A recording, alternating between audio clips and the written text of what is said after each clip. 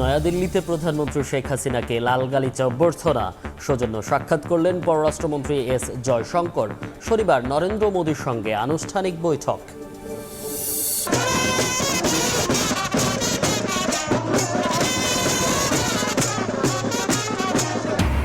আওয়ামী লীগের ৭৫তম প্রতিষ্ঠাবার্ষিকী উপলক্ষে বর্ণাঢ্য শোভাযাত্রা, নেতা কর্মীর ঢল। দুর্নীতির নামে সরকার পুলিশের বিরুদ্ধে গুজব ছড়াচ্ছে বিএনপি, বললেন ওবায়দুল কাদের। সিলেট অঞ্চলে পানিবন্দী ১০ লাখ মানুষ। সড়ক থেকে পানি নামলেও সুনামগঞ্জে এখনও তলিয়ে শহর গ্রাম।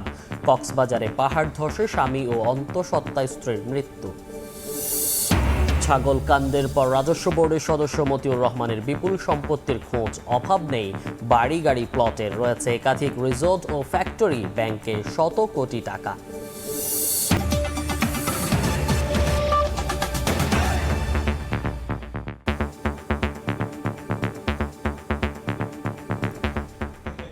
দেখছিলেন শিরোনাম। প্রবাসের সময়ের সঙ্গে আছি আমি মনির হোসাইন। শেখ হাসিনার এবারের ভারত সফরের মধ্য দিয়ে প্রতিবেশী দেশটি বাংলাদেশের সঙ্গে সম্পর্ক আরও গভীর করতে চায় বলে জানিয়েছেন দিল্লিতে সফররত প্রধানমন্ত্রীর মুখ্য সচিব তোফাজ্জল হোসেন মিয়া। শুক্রবার রাতে নয়াদিল্লিতে এক ব্রিফিংয়ে তিনি জানান, বিমস্টেক নিয়ে নতুন করে ভাবতে প্রধানমন্ত্রীকে অনুরোধ জানিয়েছেন ভারতের পররাষ্ট্রমন্ত্রী ডক্টর এস জয়শঙ্কর। এদিকে দেশটির বিশিষ্ট ব্যবসায়ীরাও আলাদা করে বৈঠক করেছেন প্রধানমন্ত্রী শেখ হাসিনার সঙ্গে। নয়াদিল্লি থেকে সুব্রত আচার্যের রিপোর্ট। ভারতের আমন্ত্রণে দ্বিপাক্ষীয় সফরে দিল্লিতে পৌঁছেই ব্যস্ত কর্মসূচি শুরু হয়েছে প্রধানমন্ত্রী শেখ হাসিনার। শুক্রবার সন্ধ্যায় হোটেল তাজ প্যালেসে প্রধানমন্ত্রীর সঙ্গে সৌজন্য সাক্ষাৎ করেন দেশটির পররাষ্ট্রমন্ত্রী ডক্টর সুব্রমণিয়াম জয়শঙ্কর।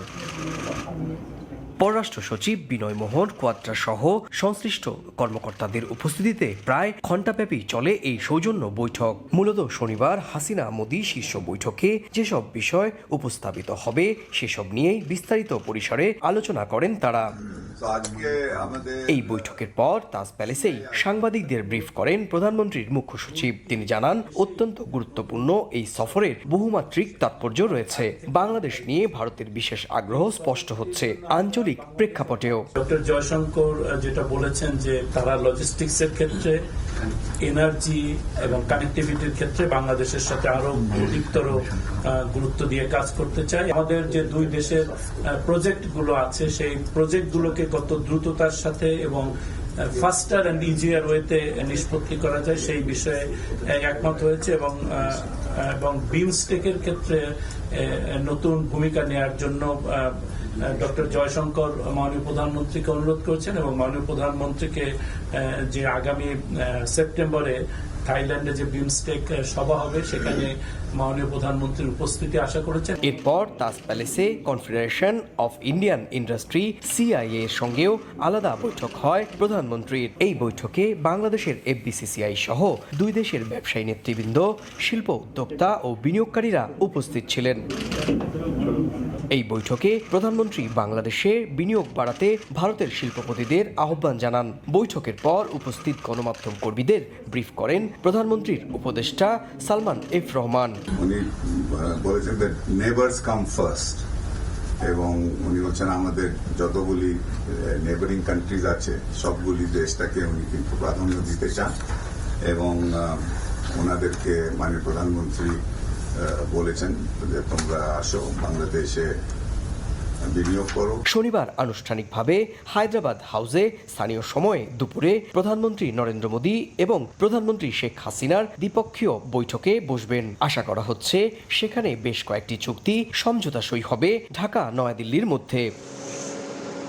সুব্রত আচার্য, সময় সংবাদ, নয়াদিল্লি, ভারত।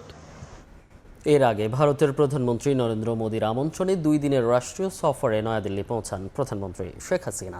শুক্রবার স্থানীয় সময় বিকেলে তিনি দিল্লির মাটিতে পা রাখলেই বিমানবন্দরেই লালগালিচায় অভ্যর্থনা জানানো হয় তাকে। এ সময় ঐতিহাসিক সাংস্কৃতিক পরিবেশনায় ভারতে শেখ হাসিনাকে স্বাগত জানান দেশটির পররাষ্ট্র প্রতিমন্ত্রী কীর্তিবর্ধন সিং। নয়াদিল্লি থেকে সুব্রত আচার্যের আরও একটি রিপোর্ট। মাত্র ২৬ ঘন্টার সফরে প্রতিবেশীর আমন্ত্রণে ১৫ দিনেরও কম সময়ের মধ্যে আবারও দিল্লিতে প্রধানমন্ত্রী শেখ হাসিনা। স্থানীয় সময় বিকেল 3:30-র দিকে দিল্লির ভিভিআইপি বিমানবন্দর খ্যাত পালাম এয়ারফোর্স স্টেশনে পৌঁছায় প্রধানমন্ত্রীকে বহনকারী বিশেষ ফ্লাইটটি।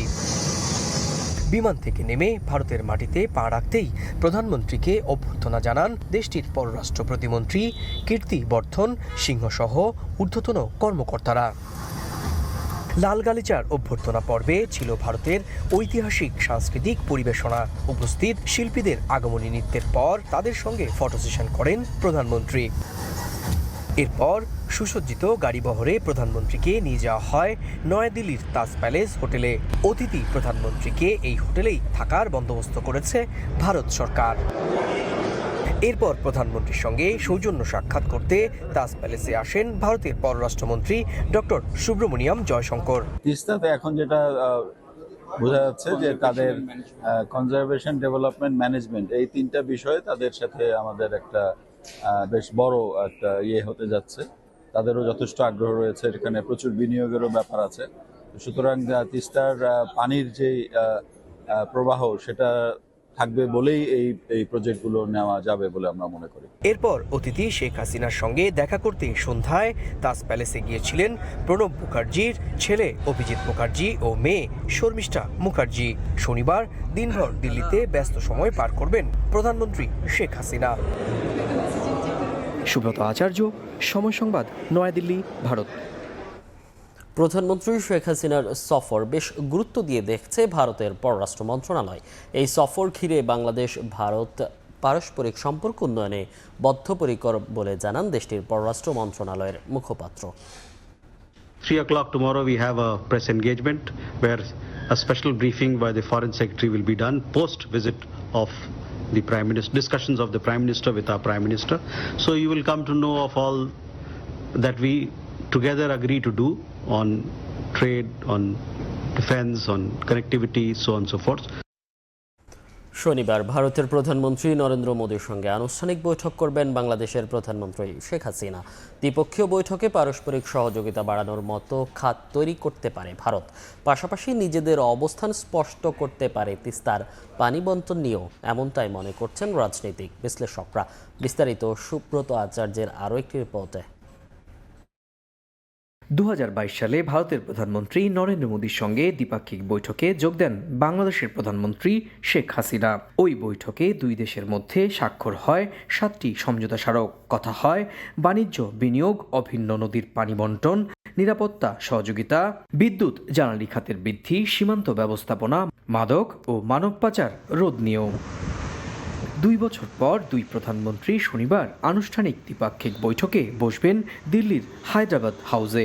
রাজনৈতিক বিশ্লেষকরা বলছেন এবারের বৈঠকে নির্ধারিত হতে পারে 2022 সালের চুক্তি ও সমঝোতা স্মারকের বাস্তবতা এবং আগামী 5 বছরের রূপরেখা। বৈশ্বিক যে সংকট, সেই সংকটের মোকাবিলার জন্য এই দুটি দ্রুতগতিতে উন্নয়নশীল দেশ, তাদের আর্থিক সহযোগিতা যদি ক্রমশ বৃদ্ধি পায় তাহলে এই দুটো দেশের মানুষের অনেক বেশি উপকার হবে। এই সফরের ভেতর দিয়ে আমরা আশা করছি যে ভারত বাংলাদেশের যে একটা বন্ধুত্বপূর্ণ সম্পর্ক, এটি আরো সুদৃঢ় হবে এবং এই দ্বিপাক্ষিক বৈঠকগুলোর ভেতর দিয়ে আমাদের অনেক ইস্যুতেই যে বিষয়গুলো অমীমাংসিত ছিল সেই জায়গাগুলোতে একটি সন্তোষজনক সমাধানও আমরা খুঁজে পাবো। হাসিনা মোদির বৈঠকে ভারতের সঙ্গে বাংলাদেশের ভারসাম্যহীন বাণিজ্যিক সম্পর্কে কিছুটা স্থিতিশীলতার কৌশল বের হতে পারে। এক্ষেত্রে কম্প্রিহেনসিভ ইকোনমিক পার্টনারশিপ এগ্রিমেন্ট শতভাগ কার্যকরের সিদ্ধান্ত আসতে পারে। ভারত এবং বাংলাদেশের মধ্যে সম্পর্ক ঐতিহাসিক এবং পরীক্ষিত, কিন্তু এই সম্পর্কের মধ্যেও দুটো গুরুত্বপূর্ণ বিষয় প্রশ্নচিহ্ন হয়ে রয়েছে। একটি তিস্তা চুক্তি আর অন্যটি ভারসাম্যহীন বাণিজ্যিক সম্পর্ক। প্রধানমন্ত্রীর দুদিনের রাষ্ট্রীয় সফরে এই দুটো গুরুত্বপূর্ণ ইস্যু কিভাবে সমাধানের দিকে পৌঁছে নিয়ে যেতে পারেন সেটাই এখন দেখার বিষয়। ভারতের রাজধানী নয়াদিল্লির রাষ্ট্রপতি ভবনের সামনে কর্তব্যপথ থেকে সুব্রত আচার্য, সময় সংবাদ। আওয়ামী লীগের ৭৫তম প্রতিষ্ঠাবার্ষিকী উপলক্ষে বর্ণাঢ্য শোভাযাত্রায় নেতাকর্মীর দল। সংগঠনটি প্রতিষ্ঠার ৭.৫ দশক পূর্ণ হচ্ছে ২৩ জুন। নেতারা বলেন, বাংলাদেশের সব জাতীয় অর্জনের সঙ্গে জড়িয়ে আছে আওয়ামী লীগের নাম। মেহেদী হাসানকে সঙ্গে নিয়ে আতিকুর রহমান তমালের রিপোর্ট।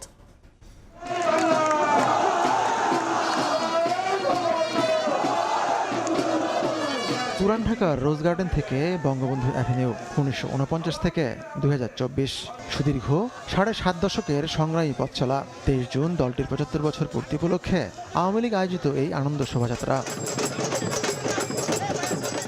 ৭১-এ যে ময়দানে বঙ্গবন্ধুর ডাকে মুক্তির যুদ্ধে উজ্জীবিত হয় বাঙালি, সেই সোহরাওয়ার্দী উদ্যান লাগোয়া রমনা থেকে শুক্রবার বিকেলে শুরু হয় আনন্দ র্যালি। লাল সবুজের আবহে এতে অংশ নেন হাজার হাজার নেতাকর্মী।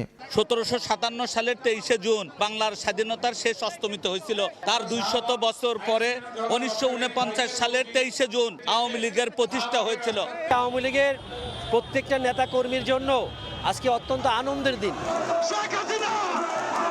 তারা বলেন, বাংলাদেশের জন্মের সঙ্গে জড়িয়ে আছে আওয়ামী লীগের নাম। ইতিহাসের পরতে পরতে এই দলটির যে অবদান তা অবিস্মরণীয়। আমার সৌভাগ্য, আমি বাংলাদেশ আওয়ামী লীগের ৭৫তম জন্মদিন পেয়েছি। দেশের যতটুকু আমরা আজকে ডেভেলপ দেখছি সেটা শুধু আওয়ামী লীগ দ্বারাই সম্ভব। র্যালি শুরুর আগে দেশের কল্যাণে অবদান রাখার আহ্বান জানান নেতারা। বলেন, সব ষড়যন্ত্র মোকাবিলা করে এগিয়ে যাবে আওয়ামী লীগ ও বাংলাদেশ। বঙ্গবন্ধুর বাংলায় আজকে আর পাকিস্তানি পেতার দলের জন্ম হয় না। বিকেল ৪:৩০টায় শোভাযাত্রাটির উদ্বোধন করেন সাধারণ সম্পাদক ওবায়দুল কাদের। বিএনপি আন্দোলনের নামে নাশকতা করলে মেনে নেওয়া হবে না বলেও হুঁশিয়ারি উচ্চারণ করেন তিনি। আমাদেরকে দুর্নীতিবাজ বানাবো চক্রান্ত করছে কিছু কিছু মিডিয়া।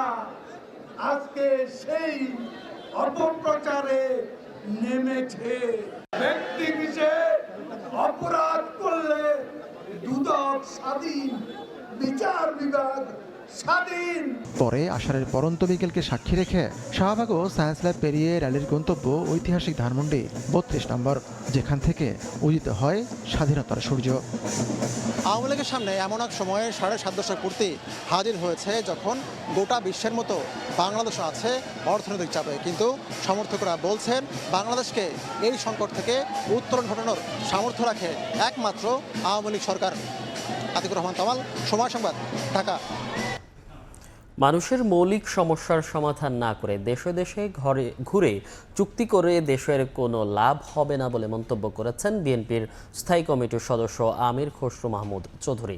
যুক্তরাষ্ট্র থেকে চিকিৎসা শেষে শুক্রবার বিকেলে দেশে ফিরে শাহজালাল আন্তর্জাতিক বিমানবন্দরে প্রধানমন্ত্রীর ভারত সফর নিয়ে এ মন্তব্য করেন তিনি। বাংলাদেশের মৌলিক সমস্যার সমাধান না করে আপনি বাইরে গিয়ে চুক্তি সই করলে কি দেশের সমস্যার সমাধান হতে পারে? আমি তো মনে করি না। একদিকে জনগণ থেকে টাকা নিচ্ছে, আর অন্যদিকে খালি করছে, বিদেশে পাঠাচ্ছে। তো সুতরাং রাষ্ট্রে শুধু রাজনীতি তো ধ্বংস হয় না, জনগণের অধিকার ধ্বংস হয় না। বাংলাদেশের অর্থনীতি সম্পূর্ণভাবে ধ্বংস হয়ে গেছে। ধীরে ধীরে নামতে শুরু করেছে সিলেট অঞ্চলের পানি। আশ্রয়কেন্দ্র থেকে নিজ বাড়িতে ফিরতে শুরু করেছেন অনেকেই। তবে এখনও পানিবন্দী বিভাগের প্রায় ১০ লাখ মানুষ। তলিয়ে আছে দোকানপাট ও ব্যবসা প্রতিষ্ঠানও। ৫ দিন ধরে বন্ধ পর্যটন কেন্দ্রগুলো। হিমাদ্রি শেখর ভদ্র ও আমিনুল ইসলামকে সঙ্গে নিয়ে ইকরামুল কবিরের রিপোর্ট। ক্যামেরায় ছিলেন দিগন সিংহ ও নওশাদ আহমেদ চৌধুরী। ধীরে ধীরে নামতে শুরু করেছে পানি। তবে সিলেট নগরীর তালতলার অলিগলির অনেক এলাকায় এখনও হাঁটু পানি। ডুবে আছে বাসার নিচতলা ও দোকানপাট। নগরীর প্রধান সড়ক থেকে পানি নেমে গেলেও অভিজাতে আবাসিক এলাকা শাহজালাল উপশহর থেকে পানি পুরোপুরি সরে যায়নি। আমাদের উপশহরের অধিকাংশ রোডই নিচতলা পানির নিচে। কমর পানি বাইঙ্গা হওয়ার লাগে, কি করুন, আর পানি তো কমে না। শুক্রবার সকালে সুরমা নদী পরিদর্শন শেষে পানি সম্পদ প্রতিমন্ত্রী বলেছেন, বন্যার হাত থেকে রক্ষায় সিলেটের সুরমা কুশিয়ারা এবং সুনামগঞ্জের বৃষ্টি নদী খনন করা হবে। যে সমস্ত নদী এবং খালগুলোকে খনন করার দরকার, সেটা করার জন্য আমি এখানকার প্রধান প্রকৌশলীকে নির্দেশনা দিয়েছি। নতুন করে বৃষ্টি না হওয়ায় সুনামগঞ্জের নদ নদীর পানি কমতে শুরু করেছে। সদর ও বিশ্বম্বরপুর উপজেলার ঘরবাড়ি থেকে নামতে শুরু করেছে পানি, তবে নিম্নাঞ্চলের মানুষ এখনো দুর্ভোগে আছে। আমার ধান হচ্ছে ওই যে নিয়ে খাল খেত কাটতে পারছি না, কাটতে না তুলছি এদিকে দেওয়া এদিকে যেন ছোঁয়া দেওয়া আছে, ফচ্চা গলে যেতেছে। ঠান্ডা করে পানি অনেক চুলামুলা তো নিচে বই বাঙ্গা তো খানি বলে তো আমরা কষ্ট। আশ্রয় কেন্দ্র থেকে নিজ বাড়িতে ফিরছেন বাসিন্দারা। ঘর মেরামত এখন নতুন চ্যালেঞ্জ। ঘর থেকে পানি নামলেও নৌকা ছাড়া চলাচলের উপায় নেই হাওর ও নদী তীরবর্তী বাসিন্দাদের। এদিকে মৌলভীবাজারের কুলাউড়া উপজেলা শহরের অলিগলি এবং প্রায় সবকটি ইউনিয়ন তলিয়ে আছে। অন্যদিকে হবিগঞ্জে নদ নদীর পানি কমতে শুরু করায় অনেক বাড়িঘর থেকে নেমে গেছে পানি। ইকরামুল কবির, সময় সংবাদ। এদিকে কক্সবাজারে পাহাড় ধসে মাটি চাপায় ঘুমন্ত অবস্থায় স্বামী ও অন্তঃসত্ত্বা স্ত্রীর মৃত্যু হয়েছে। পাহাড় ধসের ঘটনাস্থলের পাশেই এখনও অনেক মানুষ ঝুঁকি নিয়েই বসবাস করছেন। প্রতিদিনের মতো রাতে খাবার খেয়ে ঘুমিয়ে পড়েন আনোয়ার হোসেন। পাশেই ছিলেন 5 মাসের অন্তঃসত্ত্বা স্ত্রী মাইমুনা আক্তার। কে জানতো এটাই তাদের এই ধরনীতে শেষ ঘুম। আর ভূমিষ্ঠ হওয়ার আগেই মায়ের গর্ভ থেকে বিদায় নেন আগামী দিনের ভবিষ্যৎ। পারিবারিকভাবে 9 মাস আগে স্থানীয় মসজিদের মুয়াজ্জিন আনোয়ার হোসেনের সঙ্গে মাইমুনার বিয়ে হয়। রাতে যখন বৃষ্টি শুরু হয় তখন ঘুম থেকে জেগে সবকিছু পর্যবেক্ষণ করে আবার ঘুমাতে যান আনোয়ার। ভারী বৃষ্টি দেখে তার মা বউকে নিয়ে অন্য রুমে চলে আসার জন্য বলেন, কিন্তু কিছুই হবে না বলে ওই রুমেই থাকেন আনোয়ার ও তার স্ত্রী। ফায়ার সার্ভিস জানায়, রাতভরের বৃষ্টিতে পৌরসভার 9 নম্বর ওয়ার্ডের বাদশাগুনা এলাকায় শুক্রবার ভোরে পাহাড় ধসে ঘরের উপর পড়ে। ওই ঘরে ছিলেন আনোয়ার ও মাইমুনা দম্পতি। স্বামী স্ত্রী মাটির নিচে চাপা পড়লে বাড়ির অন্য সদস্যদের চিৎকারে স্থানীয়রা তাদের উদ্ধার করে হাসপাতালে নিলে মৃত ঘোষণা করেন চিকিৎসক। ট্রিপল নাইনে ফোন দিলাম, ট্রিপল নাইন থেকে কোনো লোকজন আসতে দেরি করাতে আমরা স্থানীয় লোকজন উদ্ধার করে হাসপাতালে নিয়ে গেলাম। ওদেরকে অনেকবার প্রশাসন এসে মানা করার পরও যখন থাকছে কথা শুনতেছে না। ঘটনাস্থলের পাশে কাটা হয় পাহাড়। আর এসব কাটা পাহাড় আড়াল করতে টিনের বেড়া আর ত্রিপল দিয়ে ঢেকে রাখা হয়। তবে পাহাড় কাটার বিষয়টি অস্বীকার করেন জড়িতরা।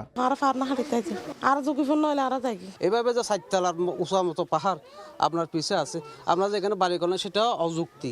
বর্ষা মৌসুম এলে এসব ঝুঁকিপূর্ণ স্থানে বসবাসকারীদের সরে যেতে মাইকিং করা হলেও তা মানেন না এলাকাবাসী। দাবি জনপ্রতিনিধির। বারে বারেই জনগণকে সতর্ক করি, ভারী বর্ষণ হলে তারা যাতে নিরাপদ স্থানে চলে আসার জন্য। মানুষ কিন্তু কর্ণপাত করে না, তারই প্রতিফলন ঘটেছে আজকে। বুধবার কক্সবাজারের উখিয়া ক্যাম্পে পাহাড় ধসে 2 জন স্থানীয় বাসিন্দা সহ 10 জন নিহত হন। সুজাউদ্দিন রুবেল, সময় সংবাদ, কক্সবাজার। ছাগলকাণ্ডে ছেলে ভাইরালের পর জাতীয় রাজস্ব বোর্ডের সদস্য মতিউর রহমানের একাধিক বাড়ি, গাড়ি, ফ্ল্যাট ও প্লটের তথ্য বেরিয়ে আসছে। গাজীপুর, নরসিংদী ও ময়মনসিংহে খোঁজ মিলেছে তার একাধিক রিসোর্ট ও ফ্যাক্টরির। ব্যাংক অ্যাকাউন্টে আছে শত কোটি টাকার তথ্য। তার অবৈধ সম্পদের খোঁজে নেমেছে একাধিক গোয়েন্দা সংস্থা।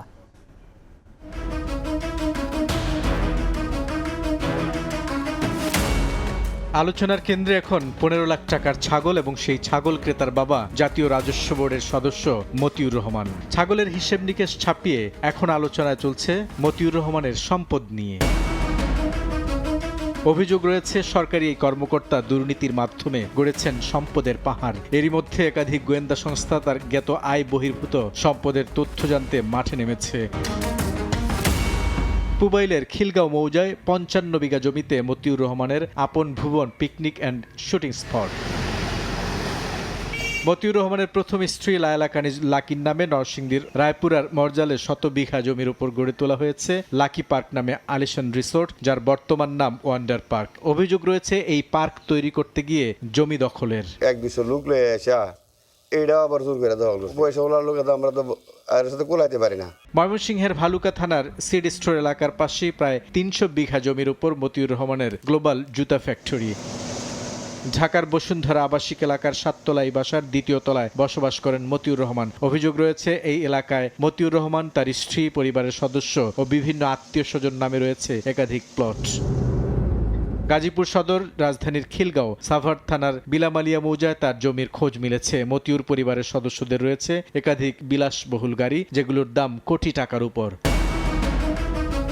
এর বাইরেও বিভিন্ন ব্যাংক অ্যাকাউন্টে তার শত কোটি টাকার তথ্য এসেছে বিভিন্ন গণমাধ্যমে। এসব বিষয় নিয়ে কথা বলতে তার সঙ্গে একাধিকবার যোগাযোগের চেষ্টা করা হলেও তাকে পাওয়া যায়নি। বুলবুল রেজা, সময় সংবাদ, ঢাকা। এবার নারায়ণগঞ্জেও পুলিশের সাবেক মহাপরিদর্শক বেনজির আহমেদের অবৈধ সম্পদের সন্ধান মিলেছে। রাজধানীর পূর্বাচল উপশহরের কাছাকাছি রূপগঞ্জে আনন্দ হাউজিং সোসাইটির আবাসন প্রকল্পে অত্যাধুনিক ডুপ্লেক্স বাংলো বাড়ি নির্মাণ করেছেন বেনজির আহমেদ। সম্প্রতি ভূমি অফিসের কর্মকর্তারা জমি সহ বাড়িটি পরিমাপ করে গেছেন বলে জানিয়েছেন কেয়ারটেকার। শওকত আলী সৈকতের তথ্য, আরিফ হোসেনের ছবি নিয়ে রিপোর্ট। বাড়িটি দেখে যে কেউ মনে করবেন ইউরোপ কিংবা পশ্চিমা কোনো উন্নত দেশের বাড়ি। জনবিচ্ছিন্ন নির্জন স্থানে এমন আলিশান বাড়ি নির্মাণ করেছেন বাংলাদেশ পুলিশের সদ্য সাবেক মহাপরিদর্শক বেনজির আহমেদ। দৃষ্টিনন্দন বিলাসবহুল 2 তলা বাংলো বাড়িটির উপরের তলায় চারপাশেই আলাদা 4টি বারান্দা রয়েছে। সীমানা প্রাচীরের ভেতরে ও বাইরে রয়েছে নানা ধরনের ফুল ও ফলের গাছ। সম্প্রতি ভূমি অফিসের কর্মকর্তারা জায়গা সহ বাড়িটি পরিমাপ করে গেছেন বলে জানান বাড়ির কেয়ারটেকার। কবে থেকে জানেন এটা আপনার বেনজির স্যারের বাড়ি? আমি জানি, আগে থেকে জানি, আমার বাসা এখানে, কারণ ওই বাড়ির ভিতরে নিষেধ ঢুকা।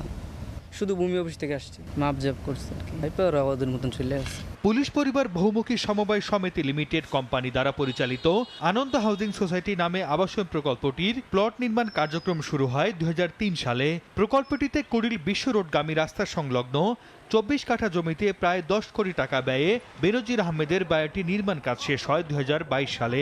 বেনজির আহমেদ পুলিশ নিয়ে প্রায় এই বাংলো বাড়িতে আসা যাওয়া করতেন বলে জানান স্থানীয়রা। বেনজির স্যার আইতো মাঝে মাঝে থাকতো, ওনার ফ্যামিলি মাসের মধ্যে 2-1 বার আগে। স্থানীয়রা মুখ খুলতে শুরু করলেও বেনজির আহমেদ এই বাড়িটির বিষয়ে মন্তব্য করতে নারাজ আনন্দ হাউজিং সোসাইটির নিরাপত্তা প্রধান। মানুষের কাছে শুনছি যে এটা ওনারই বাড়ি। কার বাড়ি? বেনজির সাহেবের বাড়ি। গত 12 জুন উচ্চ আদালতের আদেশে জব্দ করা হয়েছে বেনজির আহমেদের অর্জিত বিপুল পরিমাণ অবৈধ সম্পদ। সেই জব্দ তালিকায় নারায়ণগঞ্জের রূপগঞ্জের এই ডুপ্লেক্স বাংলো বাড়িটিও রয়েছে। সময় সংবাদ, নারায়ণগঞ্জ। ঈদের ছুটিতে বাড়ি গিয়ে বন্ধুদের নিয়ে নৌকা ভ্রমণে যায় মেডিকেল শিক্ষার্থী, কিন্তু ভাগ্যের নির্মম পরিহাস, ফেরা হলো না ঘরে। শুক্রবার শেরপুরের জিনাইগাথিতে বিলে নৌকা ডুবে মারা যায় 2 জন। এই ঘটনায় 5 জনকে হাসপাতালে ভর্তি করা হয়েছে।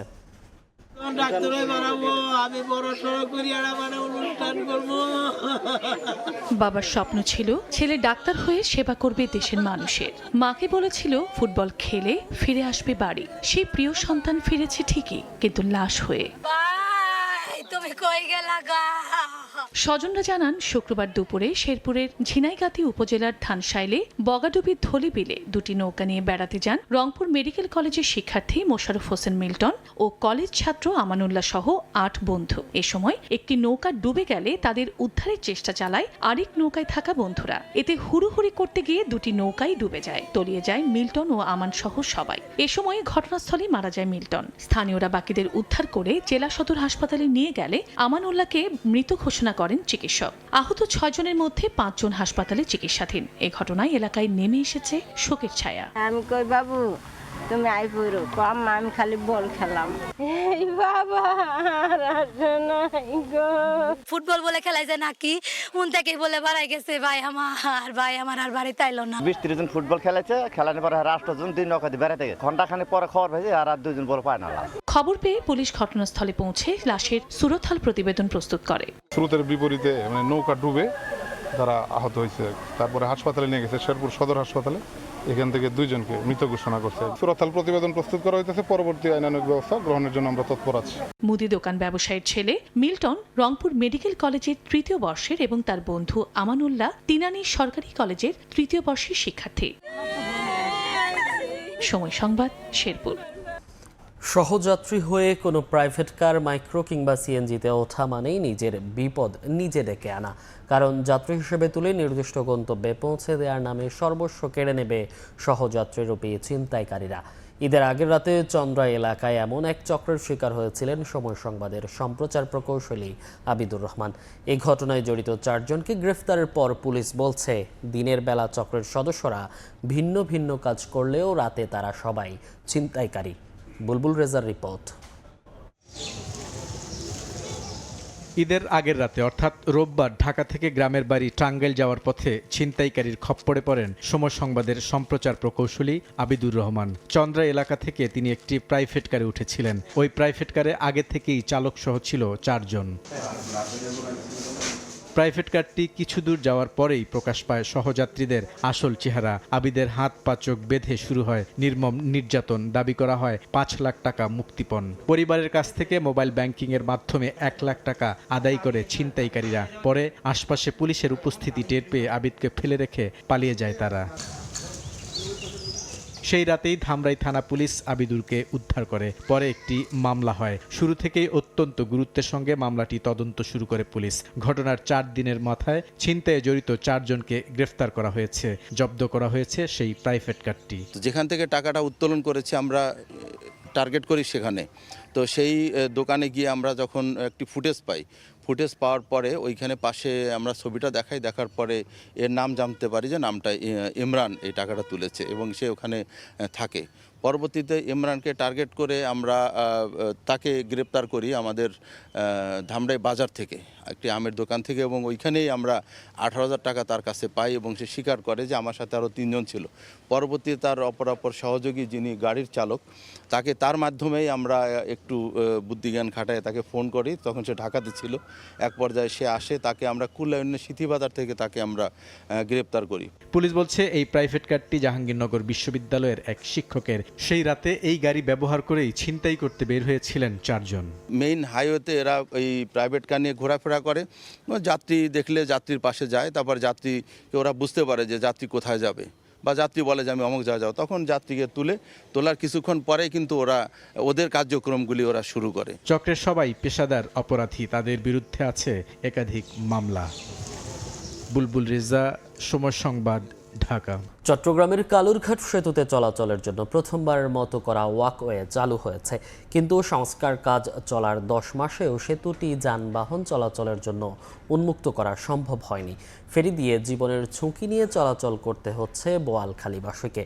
তবে কার্পেটিংয়ের কাজ শেষ দিকে হওয়ায় জুলাইয়ের শেষে যান চলাচলের জন্য খুলে দেওয়া হবে বলে জানান স্থানীয় সংসদ সদস্য আশরাফুল আলম মামুনের ক্যামেরায় বিস্তারিত জানাচ্ছেন পার্থপ্রতিম বিশ্বাস।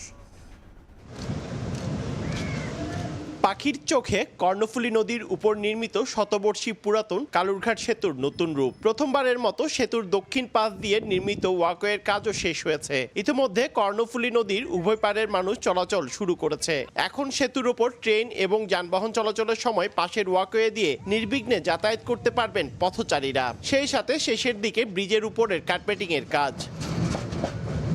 বুয়েট প্রকৌশলীদের পরামর্শে প্রায় 44 কোটি টাকা ব্যয়ে সংস্কার করা হচ্ছে কালুরঘাট সেতু। যে সময় আমাদের আধা ঘন্টা 1 ঘন্টা সময় লাগছে সেই সময় 5 মিনিটে হয়ে যাচ্ছে। আগের থেকে দুর্গম থেকে এখন বর্তমানে মোটামুটি ভালো লাগতেছে। চট্টগ্রাম কক্সবাজার রেলপথে ট্রেন চলাচল শুরুর আগে বড় মাথা ব্যথার কারণ ছিল শতবর্ষী জরাজীর্ণ কালুরঘাট সেতু। গত 5 নভেম্বর কক্সবাজারের পথে ট্রেন চলাচল শুরু হয়। দফায় দফায় ঘোষণা দেওয়ার পরও 10 মাস পেরিয়ে গেলেও এখনো সেতুটিতে যান চলাচলের উপযোগী করা সম্ভব হয়নি। ফেরি দিয়ে চলাচল করতে হচ্ছে। সেতু দিয়ে গাড়ি চলাচল শুরু না হওয়ায় ক্ষুব্ধ বোয়ালখালীবাসী। ফেরি দিয়ে আসা যাওয়া করা এটা একটা কষ্ট, সকালে চাকরিতে যাওয়া অনেক লেট হয়ে যায়। এই কালুরঘাট ব্রিজটা যেন তাড়াতাড়ি খুলে দেওয়া হয়। একটা লেয়ার কার্পেটিং হয়ে গেছে, অত 100 ফিট মতন বাকি আছে, কোনো সেকেন্ড লেয়ার এখন শুরু করে তারা। জুলাই এন্ডে এই যানবাহন জন্য খুলে দেওয়া যাবে। 1930 সালে ব্রিটিশ আমলে নির্মিত হয় কালুরঘাট রেল সেতু।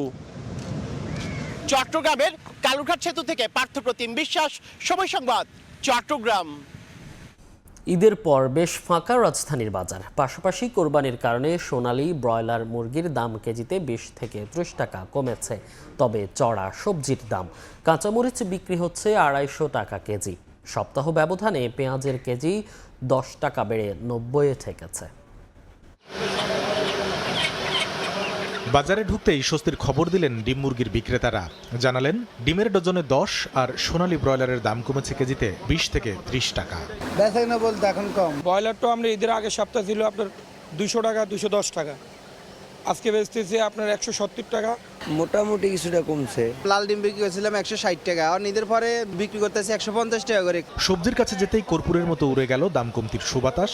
সপ্তাহ ব্যবধানে বেশ খানিকটা চড়ে গেছে বাজার।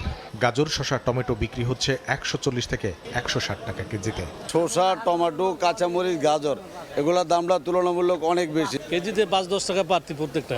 ঈদের আগে যেটা টমেটো কিনছি 100-120 টাকা, এখন দেখি টমেটো 150 টাকা। গতকালও ঝালে জিভ পরানো কাঁচামরিচের বিক্রেতারা জানালেন 12 ঘন্টায় দাম কমেছে কেজিতে 50 থেকে 100 টাকা, বিক্রি হচ্ছে 250-তে। 180 টাকা বিক্রি করছি, আর এখন তো কাঁচামরিচ কিনতে হইতেছে 250 টাকা কেজি। কালকাটা বিক্রি হয়েছিল 350 টাকা। মরিচের ঝাল কমলেও পেঁয়াজের বিক্রেতারা জানালেন ঝাঁজ বাড়ছে এই পণ্যের। এরই মধ্যে দেশিকে ছাড়িয়ে গেছে বিদেশি। সপ্তাহ ব্যবধানে কেজি ঠেকেছে 90 টাকায়। দেশি ব্যস্ত আছে আপনার হলো 85-86, আর ভারতের বেশ ব্যস্ত আছে আপনার হলো 90-92। পেঁয়াজের দাম মোকামি বাড়তি এখন বর্তমানে। লাগবে কেনা লাগবে, খাইতে হবে। অস্থিরতা পার করে মুদিখানায় গেলে মিলছে মোটামুটি দাম স্থিতিশীলতার খবর। শুধু খোলা আটার দাম বস্তায় বেড়েছে 250 টাকা। তবে চালের বাজারে নেই দামের ওঠানামা। দাম তো বেশি, বাজার তো চড়া। খোলাটা এতদিন 40 টাকা বিক্রি করতে পারতাম, এখন হচ্ছে 45 টাকা বিক্রি করা লাগে। টুকটাক মানুষ আসা যাওয়া করতেছে, এরকম টুকটাক বেচা কিনা হইতেছে। বরাবরের মতোই ক্রেতা কম মাছ বাজারে। তারপরও সাপ্তাহিক ছুটির দিনের অজুহাতে খানিকটা দাম বাড়িয়ে বসে আছেন বিক্রেতারা। কামরুল হাসান সবুজ, সময় সংবাদ, ঢাকা। সৌদি আরবে তীব্র দাবদাহে হিটস্ট্রোক ও বার্ধক্যজনিত কারণে মৃত হজ যাত্রীর সংখ্যা 1000 ছাড়িয়েছে। তাদের মধ্যে 32 জন বাংলাদেশে। এখনও নিখোঁজ অন্তত 2 জন। সন্ধান পেতে ধর্ম মন্ত্রণালয়, হাব ও হজ অফিস থেকে বিভিন্ন হাসপাতালে খোঁজ নেওয়া হচ্ছে। সৌদি আরব থেকে আরও জানাচ্ছেন মুফতি আবদুল্লাহ তামিম। 2024 সালের হজের আনুষ্ঠানিকতা শেষ হয়েছে, ফিরতে শুরু করেছে হাজিরা। এবার 180টিরও বেশি দেশের প্রায় 18 লক্ষ হাজি এখানে উপস্থিত হয়েছেন পবিত্র হজ পালন করতে। কিন্তু প্রচণ্ড গরমে এবার অনেকেই কঠিন পরিস্থিতির মধ্যে আছেন। এ পর্যন্ত 1000-এরও বেশি মানুষ ইন্তেকাল করেছেন বলে খবর আছে। তবে বাংলাদেশের প্রায় 32 জন হাজি এ পর্যন্ত ইন্তেকাল করেছেন এবং নিখোঁজ আছেন প্রায় 2 জন। সৌদি আরবে এবছর খুব গরমে হিটস্ট্রোকে এবং এছাড়াও বার্ধক্যজনিত কারণে কিন্তু আমাদের অনেক হজযাত্রীগণ মৃত্যুবরণ করেছেন। সারা পৃথিবীর প্রায় 1000-এরও অধিক হজযাত্রী এখানে মৃত্যুবরণ করেছেন। এখানে হাব, ধর্ম মন্ত্রণালয়, কনসুলার হজ অফিস সবাই মিলে আমরা বিভিন্ন হাসপাতালগুলিতে আমরা যাচ্ছি, সেখানে গিয়ে খোঁজখবর নিচ্ছি যে কোনো মৃত হজযাত্রী বা আমরা তাদেরকে পাচ্ছি না, তাদের কোনো ডেড বডি বা জীবিত তারা আছেন কিনা, এই আমাদের তৎপরতাটা কিন্তু আছে। এ পর্যন্ত সৌদি আরবের হজ ও ওমরা মন্ত্রণালয়ের পক্ষ থেকে কঠোর নির্দেশনা জারি করা হয়েছে যেন দিনের বেলা প্রয়োজন ছাড়া বাইরে না বের হয়। যদি বের হয় অবশ্যই ছাতা ও সানগ্লাস যেন ব্যবহার করে। এই ছিল মক্কা থেকে আমার কাছে সবশেষ তথ্য। তীব্র দাবদাহে বিপর্যস্ত হয়ে পড়েছে ইউরোপের দেশ ইতালির জনজীবন। রাজধানী রোম সহ 11টি শহরে জারি করা হয়েছে বিশেষ সতর্কতা। সপ্তাহ শেষে রোমের তাপমাত্রা 40 ডিগ্রি সেলসিয়াস অতিক্রম করতে পারে বলে জানিয়েছে আবহাওয়া দপ্তর। তীব্র দাবদাহের কারণে অস্বস্তিতে পড়েছেন পর্যটকরাও। ইতালি থেকে হাসান মাহমুদের রিপোর্ট। তীব্র তাপদাহে পড়ছে ইতালি, ব্যাহত হচ্ছে স্বাভাবিক জীবনযাত্রা। প্রচণ্ড খরতাপের কারণে ইতালির 11টি শহরে বিশেষ সতর্কতা জারি করেছে স্থানীয় সরকার। আবহাওয়া দপ্তর বলছে চলতি সপ্তাহের শেষ 2 দিন রাজধানী রোমের তাপমাত্রা 40 ডিগ্রি অতিক্রম করতে পারে। প্রচণ্ড গরমে ইতালির পর্যটন এলাকাগুলোতে ঘুরে বেড়ানো পর্যটকরা চরম অস্বস্তিতে পড়েছেন। দুপুরে বাইরে বের হতে চান না অনেকেই। আজকে আমরা 39 থেকে 40 ডিগ্রি তাপমাত্রা রেকর্ড করা হয়েছে, যেটা প্রায় 41-42 ডিগ্রির মতো গায়ে লাগতেছে। পুলিশ সকালের দিকে একটু বের হয়, কিন্তু দুপুরবেলা আর বের হয় না, একটু কম বের হয়, আবার বিকালবেলা একটু বের হয়, কারণ অনেক গরম।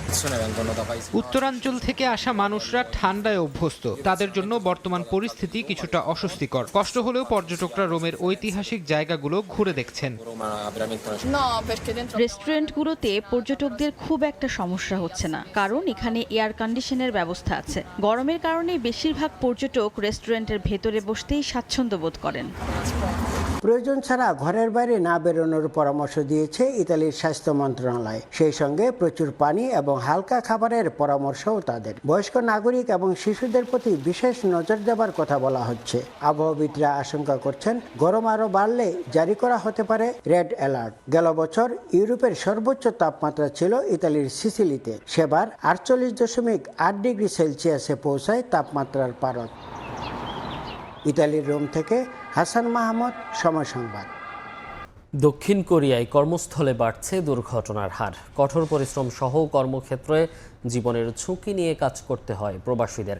কারখানায় কাজ করতে গিয়ে গত 1 মাসে দুর্ঘটনায় প্রাণ হারিয়েছেন 3 বাংলাদেশি। দুর্ঘটনা রোধে কর্মস্থলের নিরাপত্তা নিশ্চিতের দাবি জানিয়েছেন প্রবাসী বাংলাদেশিরা।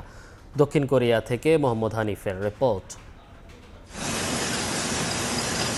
কলকারখানার যন্ত্রের শব্দে সকালে ঘুম ভাঙে দক্ষিণ কোরিয়া প্রবাসী বাংলাদেশিদের। এই যন্ত্র দিয়ে করা কাজের আয় রেমিটেন্স হিসাবে পাঠান দেশে। সম্প্রতি এইসব কারখানায় প্রায় ঘটা দুর্ঘটনা আতঙ্কিত করে তুলেছে বাংলাদেশিদের।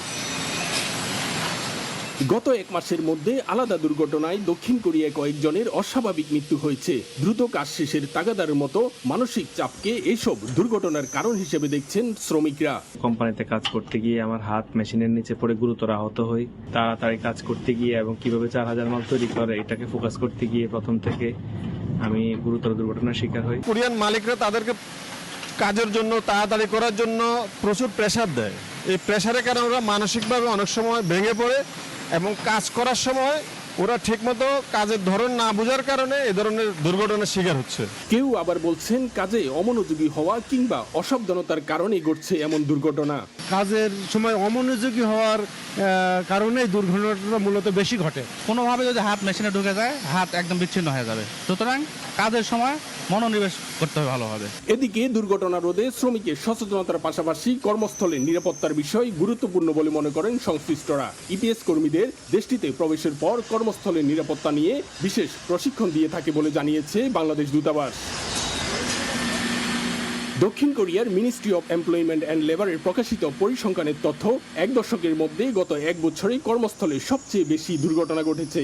এর অর্ধেকেরও বেশি ঘটে নির্মাণ আর উৎপাদন শিল্পে। দক্ষিণ কোরিয়া থেকে মোহাম্মদ হানিফ, সময় সংবাদ। সর্বোচ্চ মাথাপিছু জিডিপি ও সারা দেশে বিনামূল্যে গণপরিবহন সেবা সহ নানা কারণে বিশ্বের সবচেয়ে ধনী দেশ হিসেবে পরিচিত লুক্সেমবার্গ। কম খরচে উচ্চশিক্ষার সুযোগ থাকায় দেশটিকে বেছে নিচ্ছেন বাংলাদেশি শিক্ষার্থীরাও। গবেষণা বা পড়াশোনা শেষ করে স্থায়ী বসবাসের জন্যও লুক্সেমবার্গ হতে পারে আদর্শ দেশ। রেজওয়ানা কাব্যের ক্যামেরায় তারিকুল হাসান আশিকের রিপোর্ট। জার্মানি, ফ্রান্স আর বেলজিয়াম সীমান্ত বেষ্টিত দেশ লুক্সেমবার্গ। আয়তনে মাত্র 2686.4 বর্গ কিলোমিটার হলেও সর্বোচ্চ মাথাপিছু জিডিপির কারণে পরিচিতি পেয়েছে বিশ্বের সবচেয়ে ধনী দেশ হিসেবে। 20 শতাব্দীর শুরুর দিকে মূলত লোহা ও ইস্পাত শিল্পের মাধ্যমে লুক্সেমবার্গের অর্থনৈতিক প্রবৃদ্ধির যাত্রা শুরু হলেও বর্তমানে দেশটি বিনিয়োগকারীদের জন্য অন্যতম নিরাপদ দেশ। তাই লুক্সেমবার্গেই রয়েছে গুগল, আমাজনের মতো অনেক বড় প্রতিষ্ঠানের ইউরোপীয় সদর দপ্তর সহ অসংখ্য বেসরকারি ব্যাংকের প্রধান কার্যালয়। প্রাকৃতিক সৌন্দর্যেও জুড়ি নেই দেশটির। উল্লেখযোগ্য আধুনিকায়নের পরেও এখনও পুরো লুক্সেমবার্গ ঢাকা সবুজের সমারোহে। সেই সঙ্গে রয়েছে অসংখ্য ঐতিহাসিক স্থাপনাও। রাজধানী লুক্সেমবার্গ সিটির আনাচে কানাচে থাকা স্থাপত্য শিল্পের নানা নিদর্শনও নজর কাড়ে পর্যটকদের। সারা দেশেই গণপরিবহন সেবা সম্পূর্ণ বিনামূল্যে হওয়ায় প্রত্যেকটি শহরেই রয়েছে পর্যটকের আনাগোনা। আর কম খরচে উন্নত উচ্চশিক্ষা ও নানা সুযোগ সুবিধার কারণে দেশটিকে বেছে নিচ্ছেন মেধাবী শিক্ষার্থীরা। লুক্সেমবার্গের সবচেয়ে যে জিনিসটা আমার ভালো লাগে সেটা হচ্ছে এখানকার গণপরিবহন ব্যবস্থা সম্পূর্ণ রকমের ফ্রি এবং এখানে এক প্রান্ত থেকে অন্য প্রান্তে খুব সহজভাবে বিনামূল্যে ভ্রমণ করা যায়। গবেষণার পাশাপাশি তথ্য ও যোগাযোগ প্রযুক্তি খাতে দক্ষ হলে সরাসরি চাকুরি নিয়েও লুক্সেমবার্গ যাওয়ার সুযোগ রয়েছে বলে জানান লুক্সেমবার্গ প্রবাসীরা। আপনার যদি দক্ষতা থাকে, আপনার মেধা থাকে, তাহলে আপনি সরাসরি চাকরি নিয়েও আসতে পারেন। এছাড়াও এই দেশে আপনি যদি 5 বছর বৈধভাবে থাকেন তাহলে কিছু নির্দিষ্ট ক্রাইটেরিয়া আপনি যদি ফুলফিল করেন তাহলে আপনি এই দেশে নাগরিকত্বের জন্য আবেদন করতে পারবেন। 5 বছর লুক্সেমবার্গে বৈধভাবে বসবাস করার পর দেশটির ভাষা পরীক্ষায় উত্তীর্ণ ও ইতিহাস কোর্স সম্পন্ন করে নাগরিকত্ব আবেদনের সুযোগও রয়েছে অভিবাসীদের। আয়তনে ছোট হলেও ইউরোপে নানা কারণে আলোচিত দেশ লুক্সেমবার্গিশ, ফ্রেঞ্চ, জার্মান এখানকার বহুল ব্যবহৃত ভাষা হলেও যথেষ্ট সম্ভাবনা বা সুযোগ রয়েছে ইংরেজি ভাষাভাষীদের জন্যও। সেই সাথে পড়াশোনার খরচ যথেষ্ট কম থাকায় উচ্চশিক্ষায় আগ্রহীদের জন্যও সম্ভাবনার এই দেশটি। আরিকুল হাসান আশিক, সময় সংবাদ, লুক্সেমবার্গ। এ পর্যায়ে শীর্ষ সংবাদগুলো জানিয়ে দিচ্ছি আরও একবার।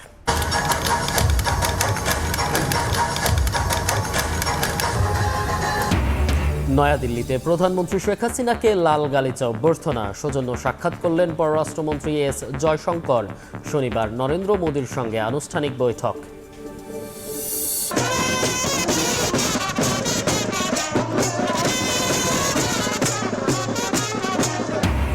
আওয়ামী লীগের ৭৫তম প্রতিষ্ঠাবার্ষিকী উপলক্ষে বর্ণাঢ্য শোভাযাত্রা, নেতাকর্মীর ঢল।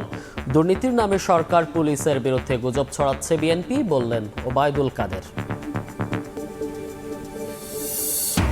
এবং সিলেট অঞ্চলে পানিবন্দী ১০ লাখ মানুষ, সড়ক থেকে পানি নামলেও সুনামগঞ্জে এখনও তলিয়ে গ্রাম শহর। কক্সবাজারে পাহাড় ধসে স্বামী ও অন্তঃসত্ত্বা স্ত্রীর মৃত্যু।